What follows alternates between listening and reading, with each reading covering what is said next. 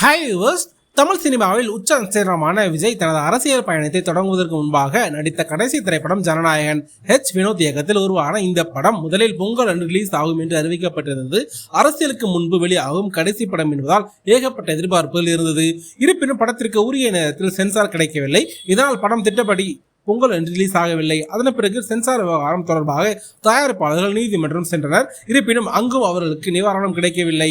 இதையடுத்து வழக்கை வாபஸ் வாங்கிவிட்டு ரிவைசிங் கமிட்டியிடம் சென்றனர். படத்தை ரிவைசிங் கமிட்டி பார்த்த நிலையில் சீக்கிரமே சென்சார் சான்றிதழ் வழங்கப்படும் என்று தெரிவிக்கிறது.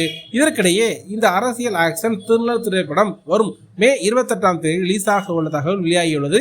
இன்று மாலை முதலில் ஜனநாயகன் மே 8ஆம் தேதி உலகமெங்கும் ரிலீஸ் ஆக உள்ளதாக இணையத்தில் தகவல் பரவி வருகிறது. இது தொடர்பாக போஸ்டர்கள் விஜய் ரசிகர்கள் ஷேர் செய்து ட்ரெண்டாகி வருகிறார்கள். இருப்பினும் தயாரிப்பு நிறுவனம் KVN புரொடக்ஷன் இதுவரை ரிலீஸ் தேதியை அதிகாரப்பூர்வமாக அறிவிக்கவில்லை என்பதால் இது முடிவாகவில்லை.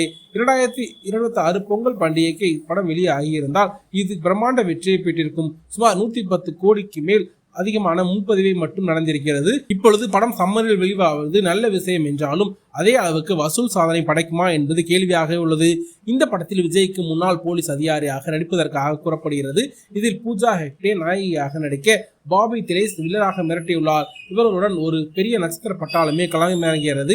இது விஜயின் திரையுலகில் பயணத்தில் கடைசி படம் என்பதால் பாக்ஸ் ஆபீஸில் மிகப்பெரிய வசூல் சாதனையை படைக்கும் என எதிர்பார்க்கப்படுகிறது.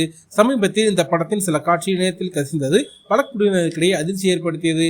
முதலில் படத்தின் சில காட்சிகள் கசிந்த நிலையில் பிறகு ஒட்டுமொத்த படமும் இணையத்தில் வெளியானது.